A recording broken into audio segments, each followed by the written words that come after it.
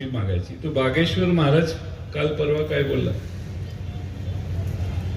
बागेश्वर महाराज म्हटले की छत्रपती शिवाजी महाराजांनी मैदानातली लढाई केली नाही,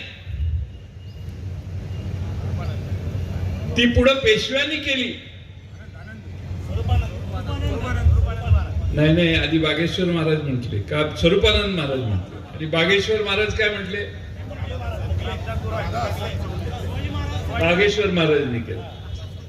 स्वरूपानंद स्वामीने बागेश्वर महाराजांनी माफी मागायची गरज नव्हती असं म्हटलं, असं मी कुठेतरी वाचलं. एकमेकाला मदत करत करत हे नको ते वारू लोकांच्या मध्ये घुसवायचा, लोकांच्या नव्या मनावर नवे विचार टाकायचे, आणि मग काही वर्षाने हा इतिहास बदलण्याचं पाप जर कोण करणार असेल तर छत्रपती शिवाजी महाराजांना मानणाऱ्या तुम्ही आम्ही असे कितीही उन्हाळे छत्रपती शिवाजी महाराजांनी आणि मराठेशाहीने बघितले. मराठेशाही ही एकमेव देशातली राज्य किंवा सत्ता होती की ज्यांच्या समोर अनेकांनी लोळण घेतली.